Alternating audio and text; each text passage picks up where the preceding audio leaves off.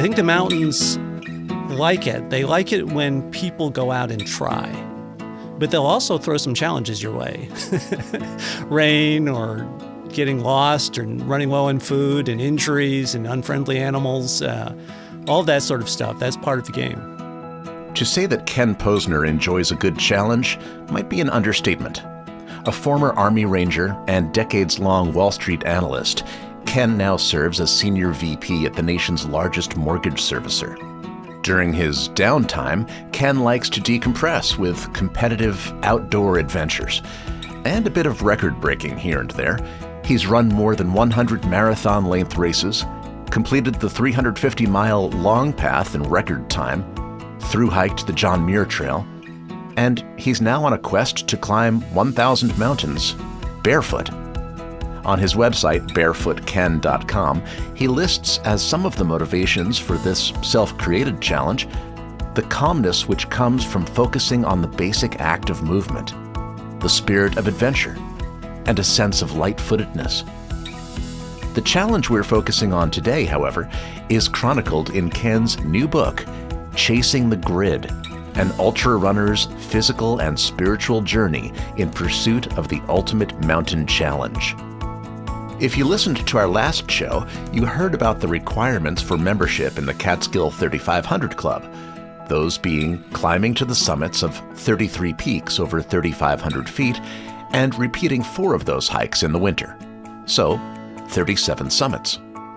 The grid goes 12 times further, pushing participants to climb 35 Catskill high peaks in every month of the calendar year. So, 35 peaks, 12 climbs each, that's 420 hikes, climbs, and in Ken's case, a bit of barefoot running and a minimalist approach to sustenance and gear. For Ken, challenges like the grid transcend athleticism. It's a spiritual practice, each step connecting him to the earth and echoing the transcendentalist ethos of luminaries like Henry David Thoreau and Ralph Waldo Emerson. Some of the passages in Ken's new book, in fact, tie very closely to 19th century nature writing. The Catskills' own John Burroughs would feel at home reading Ken's descriptions of mountain flora along the trail. Ken's meditative observations and metaphorical prose serve as a counterpoint to prior challenges where raw speed was the name of the game. Chasing the Grid is Ken Posner's chronicle of a new kind of challenge, embracing purpose, patience, and introspection. Stick around for a streamside chat with Ken Posner on mountains, movement, and mindfulness, right after this. Catscast is sponsored by the Mountain Eagle, covering Delaware, Greene, and Schoharie counties, including brands for local regions like the Wyndham Weekly, Schoharie News, and Catskills Chronicle. For more information, call 518-763-6854 or email mountaineaglenews@gmail.com. This episode is supported by Hanford Mills Museum. Explore the power of the past and learn about the ingenuity of the historic milling industry. Watch the water wheel bring a working sawmill to life. Bring a picnic to enjoy by the mill pond. For more information about scheduling a tour or about their 2025 events, visit hanfordmills.org. Well, hello, everybody. My name is Ken Posner, and just to keep things short, I'm a runner, I'm a financial analyst, and I'm trying to be a writer as well. Well, more than trying, you're now in your 3rd book, right? So can you tell me, first of all, the first 2 books that I know of, Stalking the Black Swan and Running the Long Path, and even though Black Swan has a natural sound to it, it's a totally different book. So can you just give me a sense of what those 2 books are about and how they kind of tell us what your life is about in a way? Sure. And I've spent years working on Wall Street and then in corporate America. And Stalking the Black Swan was about my role as a research analyst. And it's, of course, inspired by Nassim Taleb's concept of the black swan, which is that huge surprise which turns people's worlds upside down, like the GFC, the Great Financial Crash. Running the Long Path was about setting a record for the long path back in 2013 when I was spending a lot of time doing ultra running. And I became aware of this mysterious path with the aqua blazes. And that was a huge adventure for me and a huge challenge. And it was a great introduction to the beauty of the Hudson Valley and particularly the Catskills, as the long path goes straight through the Catskills on its way to the Capital District.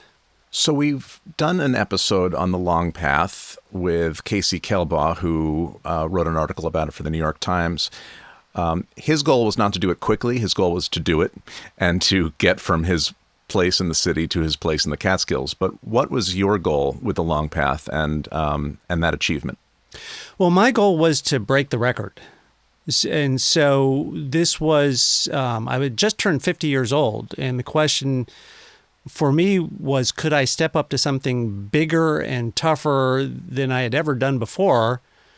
And could I move myself through nature unaided, using just a little bit of equipment and cover the ground in the way that I imagine our ancestors used to do back in the day when, there weren't roads or even much in the way of paths, but they had to be out in the environment to hunt and scout and trade. And so I was in part trying to reenact a little bit of that connection, but also I wanted to see what I could do and if I could push the throttle forward and engage the afterburners and really get out there at speed. So what was the record and breaking that record? What are some numbers attached to that? Well, the record had been 12 days, and I was trying to get out there in 7 days, and I fell short of that. I finished it in 9 days. And since then, by the way, some very talented runners have gone out there. The Long Path has attracted a lot of attention. A fellow named Jeff Adams has the current record, which is around 7 days. Kim Levinsky just went out last year and set the record for women. And so she had a huge adventure getting caught in torrential rainstorms. And I had rainstorms too. When you go out and do something like this, I think the mountains like it. They like it when people go out and try. But they'll also throw some challenges your way. Rain or getting lost or running low on food and injuries and unfriendly animals, all that sort of stuff. That's part of the game. And so for you, 9 days took you from what was point A and what was point B? Point A was right across the George Washington Bridge in New York City, and the trail, the northern terminus of the trail, is in the Thatcher Park, the Heidelberg Escarpment overlooking Albany. So your career and hobby includes a lot of challenges and, pushing yourself. Where does that come from? And give me a little sense of some of the other challenges that you've engaged in. Well, sure. And I had and continue to have a corporate job, which is similar to many people. And corporate jobs are demanding and they can be stressful because of the competition and the volatility in the markets and the high expectations that investors and the leaders in the companies have for everybody who's involved. So over time, I began to balance that out with running. And in fact, I saw colleagues, getting sick. And that's a challenge in today's world for everybody. Health is not to be taken for granted. I was promoted on a couple of occasions because other people had health issues and dropped out. And that was a bit of a troubling pattern. I thought, in my late 30s, early 40s, I needed to start investing in myself if I was going to sustain myself for the long term. So I got back into running and I got into marathons and I gradually got into ultramarathons. And it was a great formula for many years. It was like sort of a barbell approach to life. On the one hand, the super intense work environment, super high tech, but all sort of digital, analytical, sharp pencil kind of work. And on the other hand, getting out into nature. And it wasn't just about the speed, but it was about the intensity and the effort. And that's what I didn't always get from the desk job. In fact, you said in your book, and I'll ask you to read this if you wouldn't mind. The long sedentary hours inside my windowless office were becoming difficult to endure. Staring at the screen, I felt my body going slack and my mood turning stale. There was this nagging thought, as irritating as a splinter, that something was wrong with the world, Here I was working endlessly for money, but money to spend on what? On fancy food and drink? Expensive clothes? A renovated and redecorated apartment? In other words, on things that didn't matter. Whereas there was such vast wealth, namely the joy and beauty experience outdoors, available for free. That section of the book is called The Life of Quiet Desperation, which comes from Henry David Thoreau. And that's right. And I went through a part in my life where work hit sort of a plateau or an air pocket for various reasons, which gave me more time to run, but I began to struggle with some chronic injuries. And suddenly I realized I was at risk of becoming one of these quietly desperate people, and that was not appealing to me. And this led to? So this led to the grid. Grid. So the grid was a huge pivot for me. It was a pivot from what I had been doing with ultra running to a different kind of project. You dedicate this book to your mom and dad. I don't know who you dedicated the first two books to, but I'm wondering if there's any significance other than the obvious, which is that they're your mom and dad, any connection to this particular book. Yeah, it's interesting. I'm a big believer, as you can tell, in getting outdoors and experiencing nature and making that part of life. And so I love to see it when kids get that opportunity. And at this point in my life, I've done a lot outdoors, and I'm grateful and thankful. But let's talk about formative experiences and my mom and dad. So I do recall when I was about 12 years old, we were on vacation in New Hampshire. And by the way, I grew up in Chicago, so it was an urban environment, not a lot of nature besides a few trees growing in front of the house. And in New Hampshire, we went on a hike up Mount Jefferson. And I'm sure we would have been the classic unprepared hikers wearing blue jeans and no maps and compass. We had a little bit of a picnic lunch. And my father, lost in thought, strolled ahead, and my mom worried about the fog, and the two kids, we sort of bounced back and forth between them. So no big deal, just a family vacation. But that was 50 years ago, and I still remember that. And by the time I got to college, I wanted to do Outward Bound. And where did that idea come from? So I think the formative experiences for kids can be really important. Just a little exposure to the outdoors, that might be the seed. So for sure, thank you, Mom. Thank you, Dad. Among all the other great things you've done for me, that trip up Mount Jefferson was life-changing. So Ken, you've become known, among other things, for barefoot hiking. Tell me about that. Why? When did you discover that this was something you might want to try? And do you always hike barefoot? So today, most of what I do is barefoot. But, I started for reasons that were 1,000% pragmatic. Because in the famous book, Born to Run, Chris McDougall argued that, barefoot training could help you avoid overuse injuries by getting you back into a more natural gait and a more natural form. And the theme here is that technology has great benefits, but it also has costs, and shoes can mess up, for some people, your form and predispose you to injuries. So I was exploring it, and, barefoot running is hard, but I got this idea, why don't I try a barefoot hike? And I went up Picamous, and the huge surprise to me was how much fun it was. And it's, not necessarily fun in the sense that, rocks are not comfortable to walk on for sure, but you get this amazing contrast between the annoying gravel, and then you get up to the top and it's the smooth, dark mud in the boreal zone, or a smooth sandstone slab or moss. And it's that contrast that makes it just wild.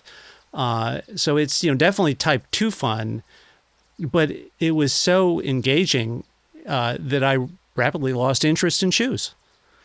Explain type 2 fun. Well, type 2 fun is the fun that's maybe not fun in the moment. It's got an element of challenge and pain, like running an ultramarathon.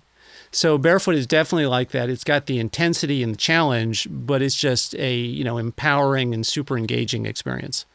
Have your feet developed resistance to pain or discomfort in a way that they hadn't when you first started doing this? No.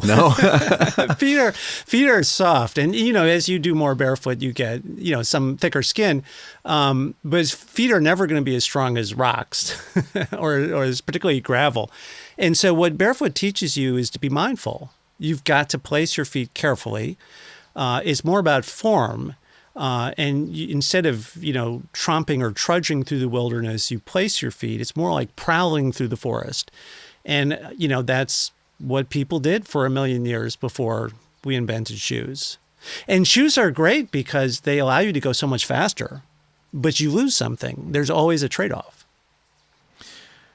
So let's get right to the grid. You have written a new book. It's called Chasing the Grid, an ultrarunner's physical and spiritual journey in pursuit of the ultimate mountain challenge. What is the grid?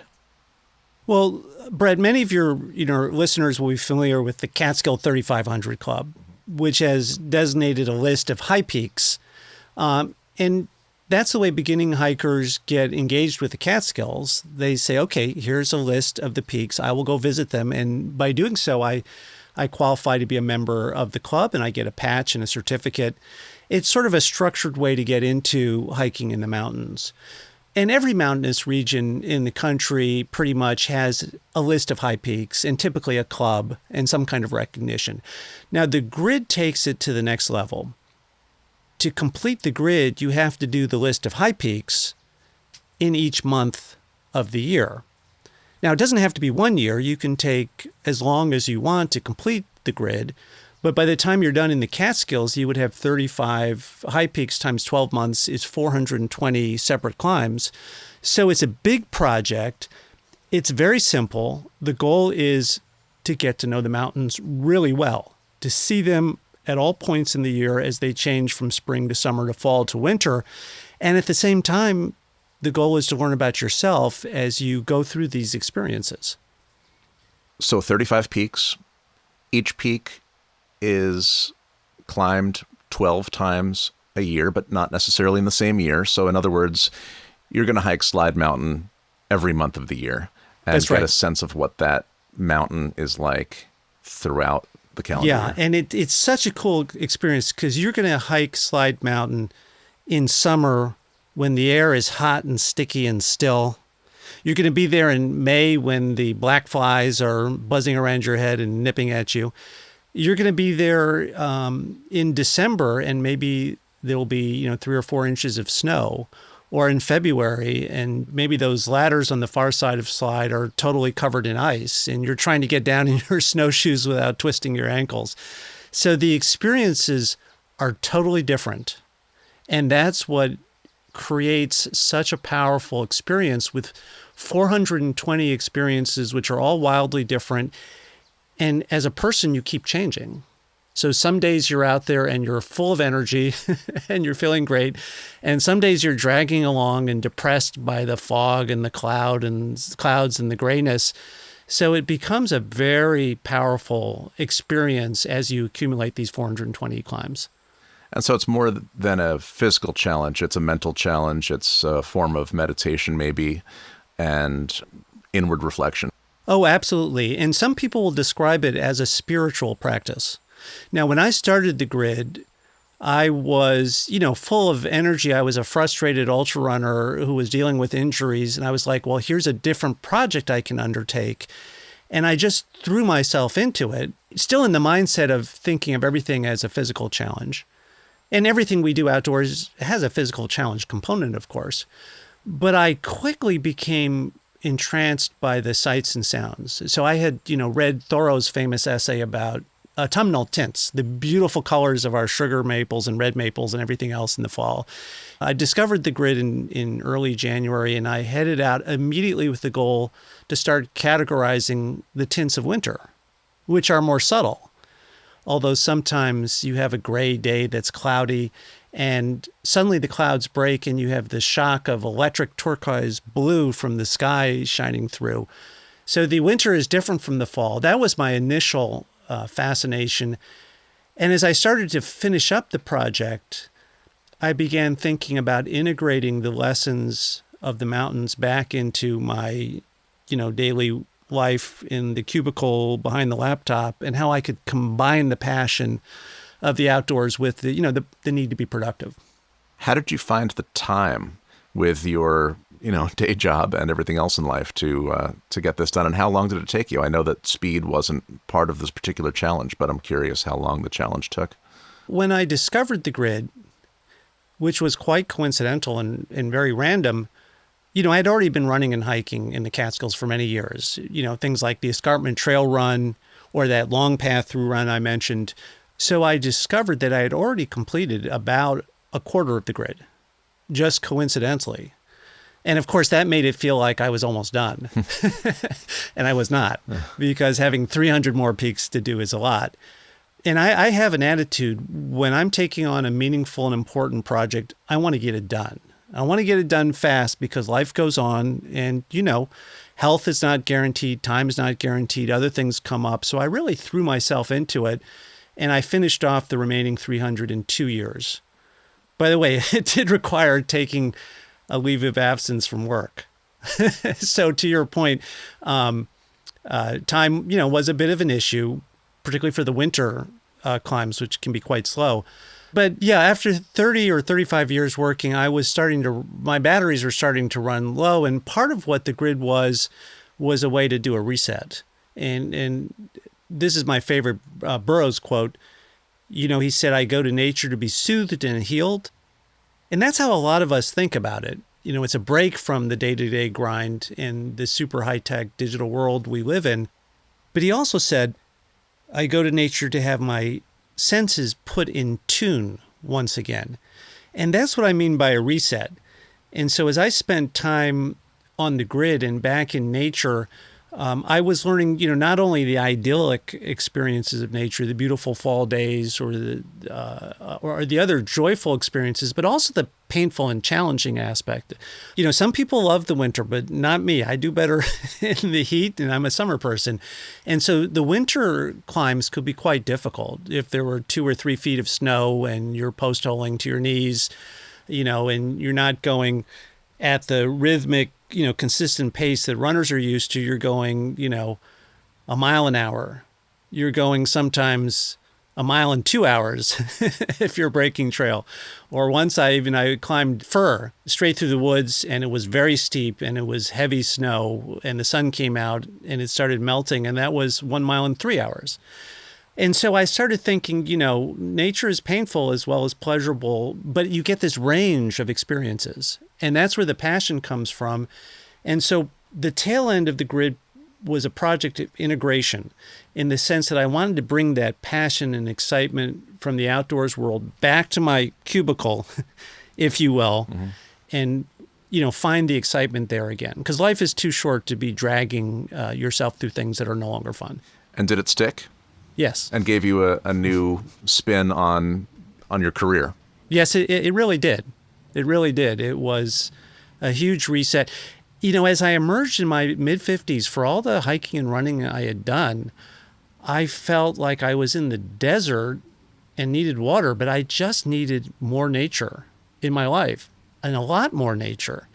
And isn't this, it's sort of surprising. Again, given how much I've done, there is this question, how much nature do you need in life? And for some of us, the answer might be a lot. And the grid gives it to you. That's right. You say in your book, "Indeed, my mind was positively spinning, for the grid seemed like an opportunity to channel my energy into a distinctive goal where speed would no longer matter." And so this was a whole new type of challenge for you. That's right. Other challenges had been very speed-oriented. That's right. And speed's still important to me. One of the things I've learned painfully over the years is there's a right speed for everything you do. And sometimes it's all out. I was just at a 5K yesterday, and I ran what for me now was pretty much all out. But when you're in the mountains, there are different speeds, and sometimes they're quite slow, and that's the right way to move. John Burroughs also wrote, and you quote him in your book, "You must have the bird in your heart before you can find it in the bush."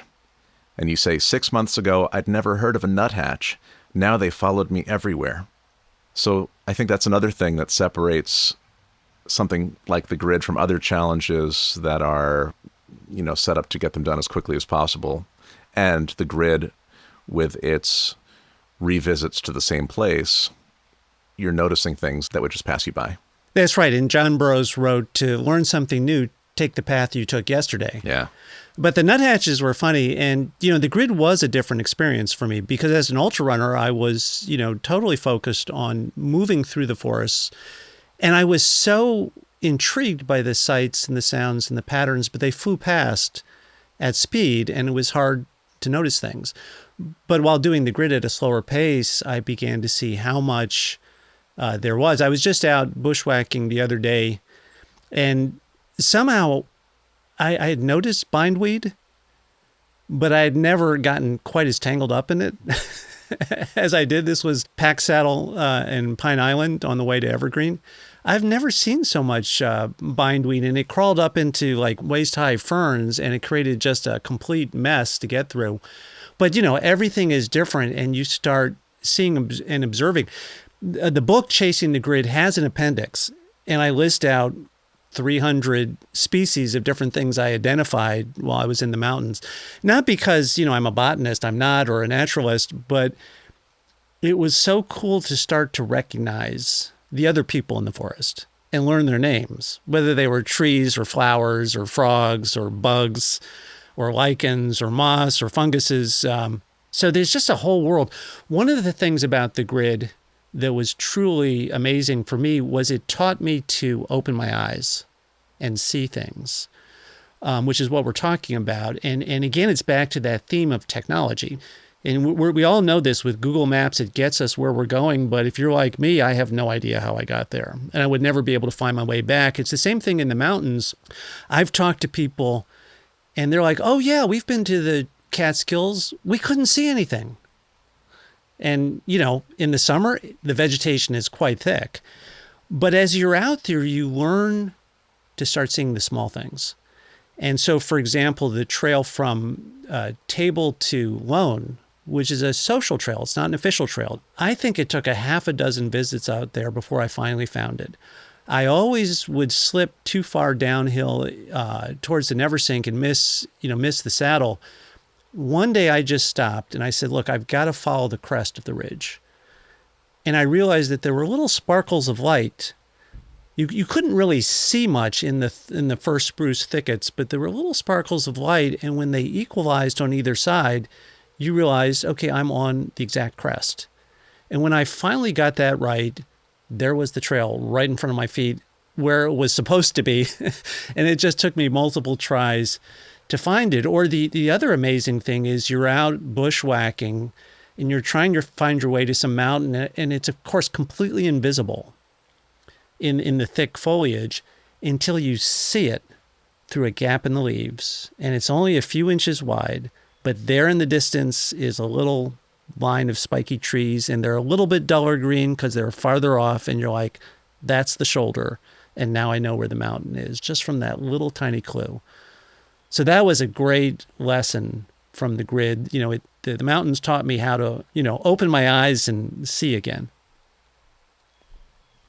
I feel like you were starting to write a little bit like Burroughs in some of this book, and there's a particular excerpt that I pulled that I think is a great example of that. Would you mind reading Sure. this paragraph here in bold? The trees here were strong and good-looking, like young athletes, and wearing such fine jewelry, clumps of beard lichen hanging a foot or longer, thin plates of hooded tube and hammered shield lichen filigreed upon the bark, pale green tufts and tendrils of ghost antler and boreal oak moss sprouting from the twigs. Now, I went through a phase where I was just totally obsessed by lichens. And so you're seeing a little bit of that in this paragraph. But what Burroughs and especially Muir convey, they convey the life that's in the forest. And, philosophers and scientists debate and have for centuries and continue to this day, what is consciousness? What is the spirit? What is the soul? And when you're in the modern world, there's a tendency to self-identify with like your driver's license. That's me. That's my serial number.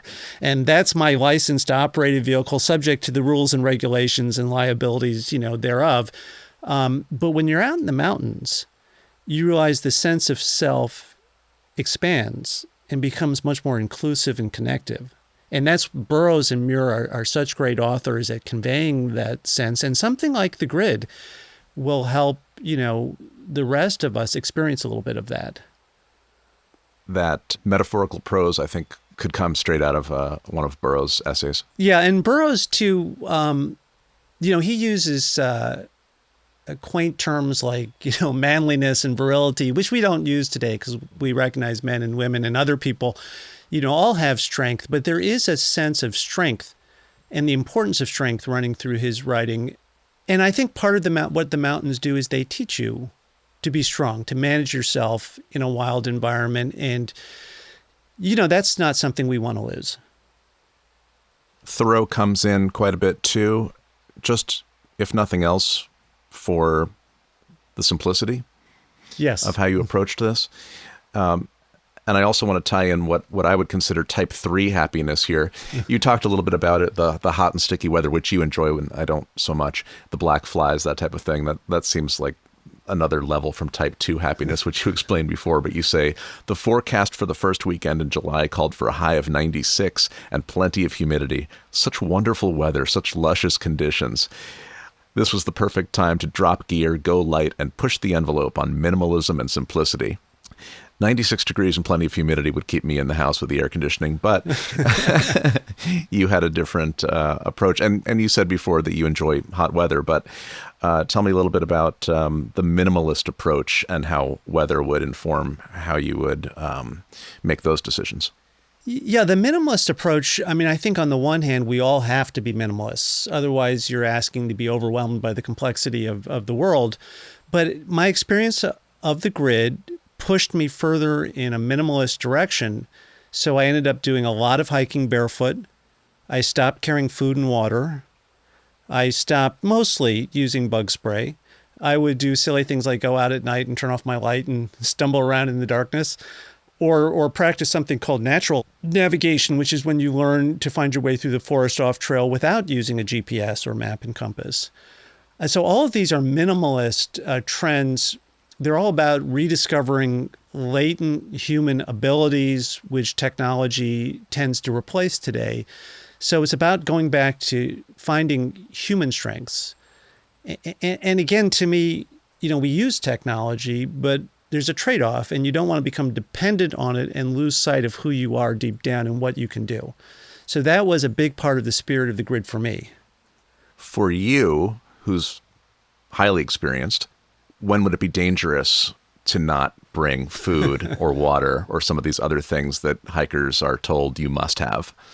Well, look, I'm not here to suggest anybody should go out and do something, that they're not prepared to do, but there are dangers on both sides of the equation. And so, for example, I would tell hikers and runners who can't go out and do a day hike without bringing snacks, you should be thoughtful about your metabolic strength. Because metabolic illness, some people point to as a root cause for, the obesity and diabetes epidemics today, and even potentially the root cause for all sorts of other chronic ailments. I'm not trying to tell anybody what they should do, but thoughtfulness and mindfulness is important. And when you're going to push yourself, what we're doing out in the Catskills or in other athletic endeavors is a form of training. And you're doing it to push yourself into a zone of discomfort and challenge so you can learn to manage yourself in these kinds of higher stress regimes. But no, you don't want to, go out and do something crazy and get hurt. But was there a limit to the length of the trail that you would say, for this one, I can't not bring water? Or were you relying on natural sources? Before I ran the long path, I did a Google search to see if anybody had ever died of hypothermia in the Catskills in August. And the results came out blank. So I figured for that run, I didn't need to bring much in the way of warm gear. That came back to haunt me later on during a through-run attempt in the Catskills where I did not have enough gear. And as a result, that run was unsuccessful. And I was able to manage myself out of that situation without problems, but it was unsuccessful. So getting the right balance is appropriate. It's funny. I was out on the John Muir Trail a couple of years back, and to keep, doing a through hike. And so every ounce matters. And I decided, look, there are water sources at a minimum every 5 miles. And so I'm not going to carry water at all. I'll just drink up when I get to the water sources. And sure enough, I walked past one of the water sources, and soon it was high noon and the sun was beating down. And I was really unhappy. But I survived. And so I went back to carrying, call it a half a liter of water, learning from that experience. In the Catskills, when I attempted the through run, I had terrible cramps. And there I had no real choice, because if you cross the Esopus and you go up Fir and over towards Balsam Lake Mountain and then back down to the Dry Creek, that's a long way without any water sources. Or I was out last weekend on Pack Saddle, Pine Island, and Evergreen. There's no water up there.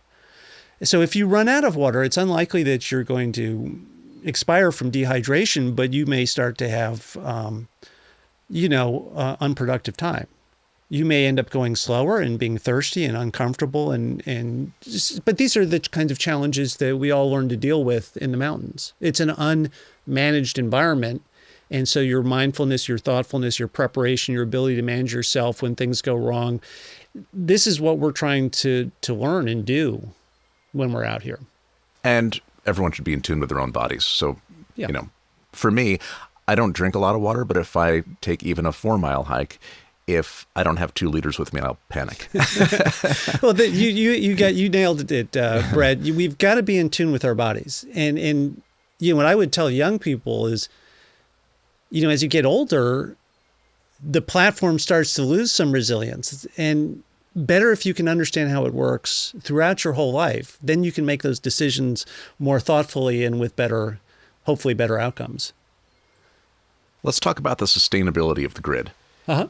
If every hiker did the grid, it wouldn't be good, right? It might not be good. Well, I think if every hiker did the grid, I think that would be wonderful, in the sense that I believe the more that people get out into nature, the more they can balance out the challenges of the digital world, which are extreme.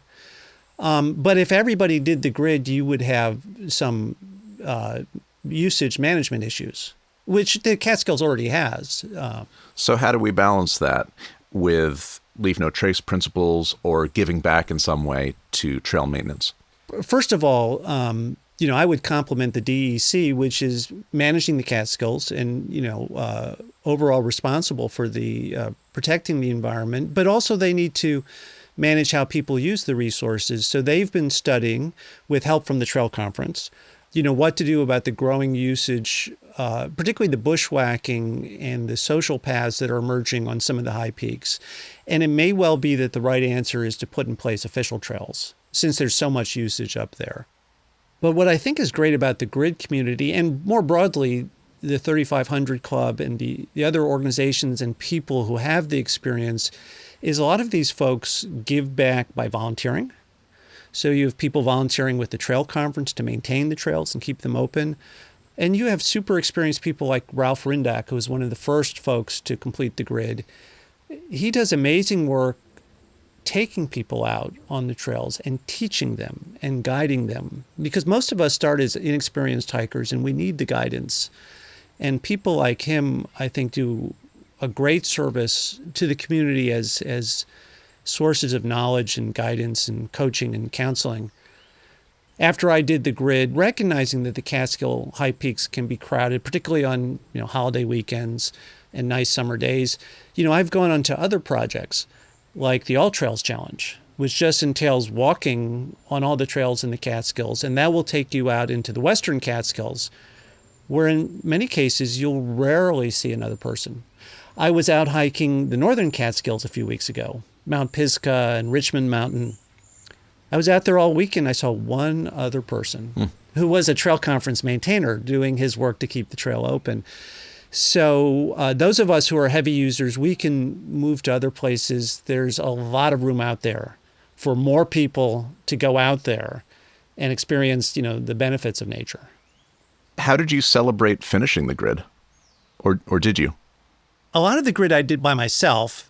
in part because I was at various points in various different statuses of being injured and moving more slowly than a lot of my trail running friends. The last hike, I invited a lot of friends to come, and we did it as I decided to make it a unique, minimalist, adventurous kind of deal. And of course, it was Catskill High Peak. It had to be Catskill. And it was in December, and I decided, why don't we make it a little bit more interesting by hiking it at night without lights. So we got a group of folks together, and a friend brought a bottle of champagne. I don't drink anymore, but I didn't bring any water, and I got thirsty, so I had a few swigs at the top. But the fun was finding our way through the forest. And, of course, the moon went behind clouds, but it's amazing what you can see, even with diluted, ambient moonlight. And when there's snow on the ground, of course, it allows you to see a lot. Trying to go through the forest in the summer without any lights at all is quite a bit more difficult. We've touched on this a few times, but if you could sum up, what did the grid teach you about yourself? Well, the grid taught me a lot about myself. And in the book, I talk about coming face to face with my inner demon, who happened to be this long dead spirit of some scout or messenger who was frustrated because he could no longer run, which was sort of strangely reminiscent of my own situation at that point. And so back to your question, Brett, about, the energy, right? The inner demon would tend to push me to move fast, and it would tend to get extremely frustrated when I couldn't.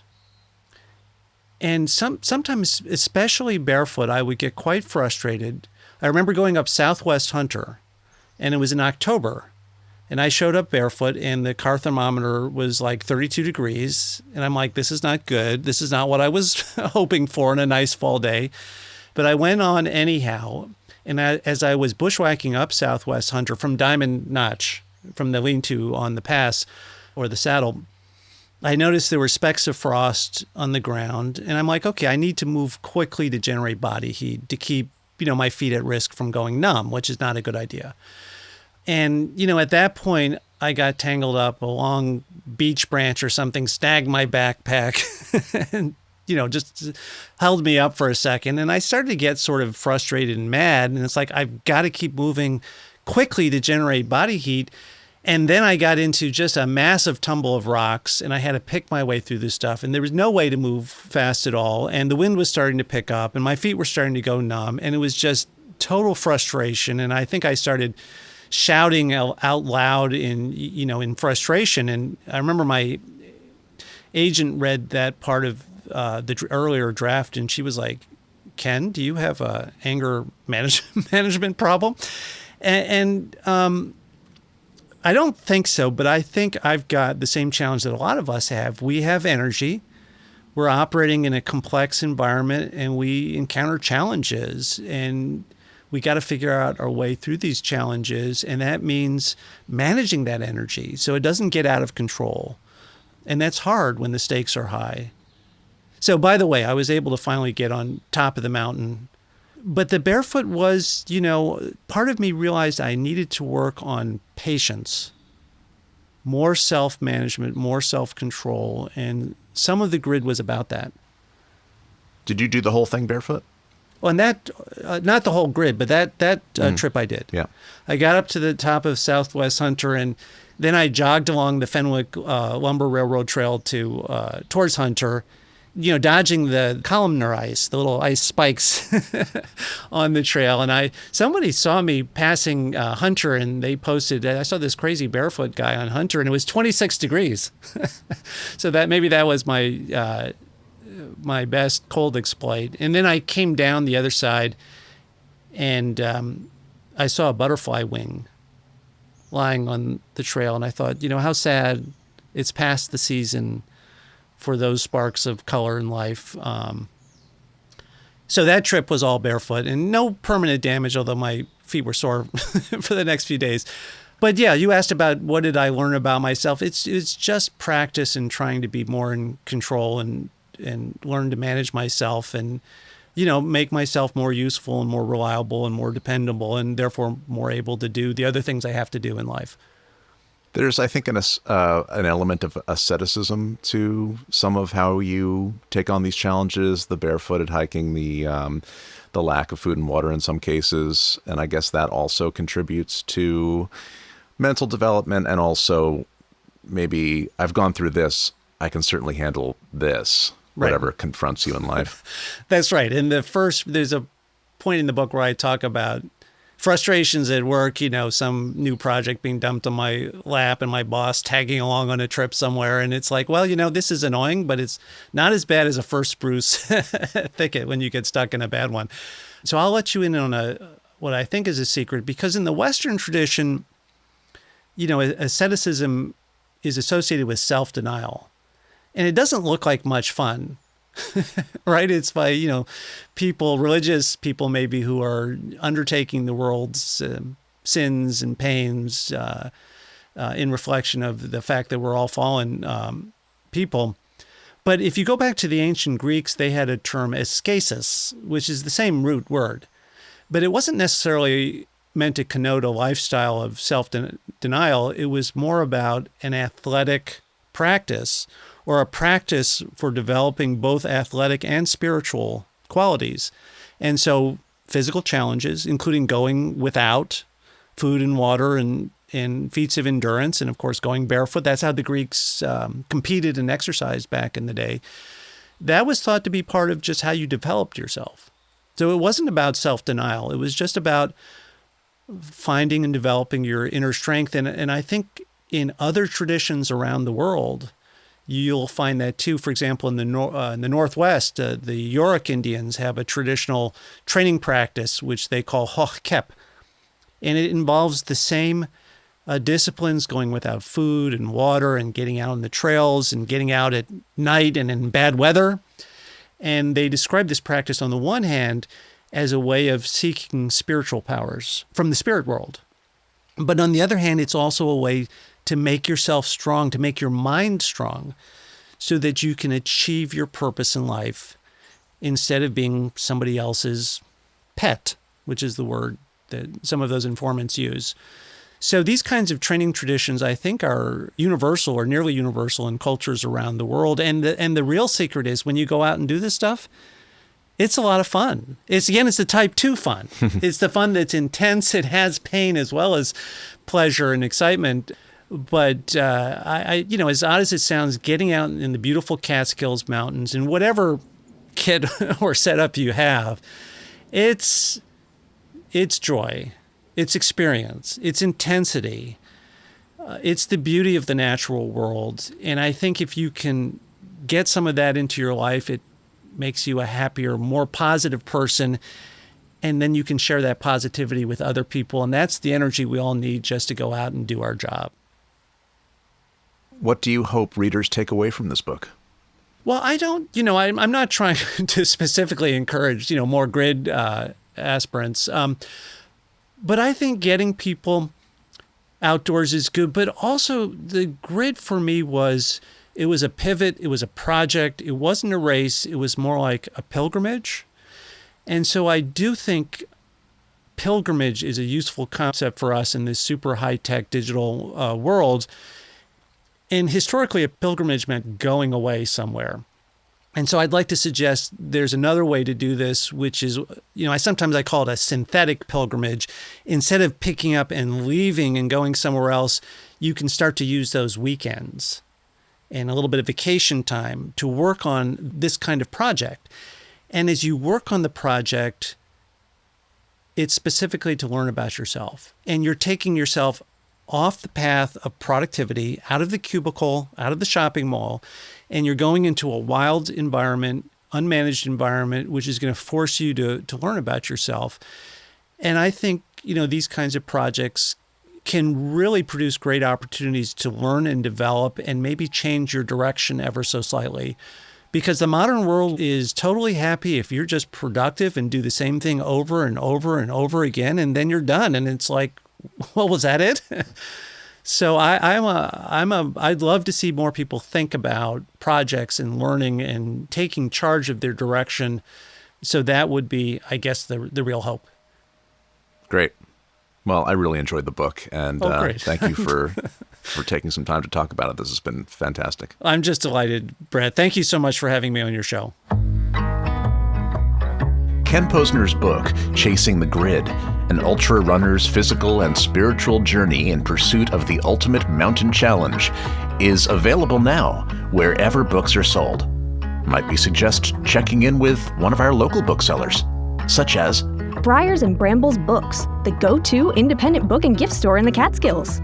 Located in Windham, New York, right next to the pharmacy, just steps away from the Windham Path. Open daily. For more information, visit briarsandbramblesbooks.com or call 518-750-8599. And if you're hankering for a little challenge of your own, now is the perfect time to join the New York, New Jersey Trail Conference's annual Trail-a-thon, a community-driven fundraiser that helps preserve tomorrow's trail lands. Trail-a-thon is a 4-week hike-a-thon-style event in October that's open to everyone and completed anywhere, whether you hike, bike, run, or stroll. Every mile you track and dollar you raise supports the Trail Conference's mission to protect and maintain public trail lands in the Northeast. Getting started is easy. Set a personal mileage goal, rally your friends and family to support your journey, and then start moving. Log your miles anywhere, whether on forested paths, city streets, or even on the treadmill. Along the way, you'll earn awesome rewards, from Trail Conference maps and gear to exclusive prizes for top fundraisers and mileage milestones. Trail-a-thon runs October 1st through 31st, and registration is open. Register now at bit.ly, that's bit.ly/GoTrailathon to join the movement this October. Trail-a-thon, where will your challenge take you? Catscast, the Catskills podcast, is a production of Silver Hollow Audio. I'm your host, Brett Barry. Transcripts by Jerome Kozlowskis. Announcements by Campbell Brown. If you're enjoying Catscast, and we hope you are, please rate and review wherever you get your podcasts. Keep in touch at catscast.com and follow us on Instagram @catscast. Join us as a monthly member listener or make a one-time contribution at catscast.com/support.